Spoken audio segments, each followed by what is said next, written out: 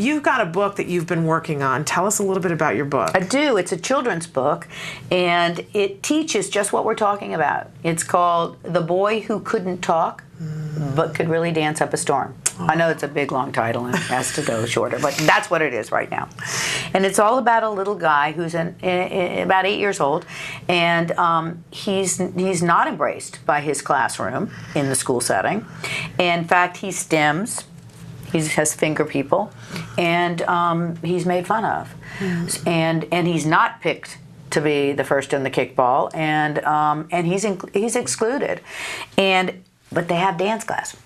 Every week they have dance class with a character like myself, because I did that in LA Unified School District for 1 year. I worked with the Arts Prototype Program, which is where I got the idea, and where I developed autism movement therapy, actually. I owe it all to LA Unified School District Arts Prototype Program. There we go. I have a BA in dance, and danced for years professionally, and then came full circle, got my moderate to severe education specialist credential, went in the classroom, and somebody knew that I had the dance background at Beaudry, the headquarters in LA for LA Unified School District, and they needed at that time a task force team in the arts ed program that could help teachers and even the discipline teachers themselves, the music, the painter, the theater, and the dance, include our kids with disabilities. Because what was happening was the grant, it was a huge grant, the grant was written for neurotypical kids as well as embracing kids with disabilities. And what was happening with our kids with autism was they were out the door.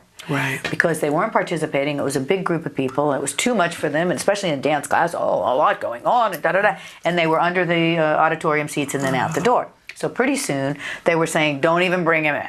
You know the story, right? So what was happening was the organizer of the grant was like, we're not fulfilling our grant. We've got to get some people in that can train all these other discipline people in the arts and the theater and the dance how to keep our kids in the classroom. Yeah. So I was like, that's easy. So they said, Joanne, you want to come out of the classroom for a year and come do this with us? And I said, great.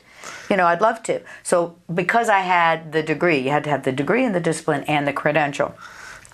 Many meetings with Donald and Anton, and how to shape and facilitate including our kids in the arts program in the school. Now this was 2004. This is 10 years ago. So we did it really well, and it's all I said. Oh well, it's easy in dance. You just buddy our little guy with autism up with a neurotypical child at the front of the line instead of putting him at the back, leaving him by himself. Right. And you make him special and you empower him. I mean, it's just a no-brainer for me. Are you sure it's that easy, Papa? Yeah. Take the adult out of the equation. Yeah. Stop having him go across the floor with his aide. Get rid of the adult and start pushing him in and facilitating him with the general ed population. So he's part of it. Bam, bingo. So the book is about a little boy that goes to these dance classes every week, and the teacher uses music from Africa and Cuba and the Bayou and French music, which I do, and the little boy loves that. And the teacher has a map of the world and says, this is where the music is for today's class, which is what I did, because I wanted to teach as much as I could. Of course. And our kids with autism were right there up front, center, dancing and moving and doing the thing. So the little boy was still reluctant, because I want to tell the story of the child that gets embraced and brought in. So he doesn't want to dance, and he's at the side and he's not dancing. But he dreams about dance class. He loves it, but he can't participate. Right. We know these children. Yes, we do.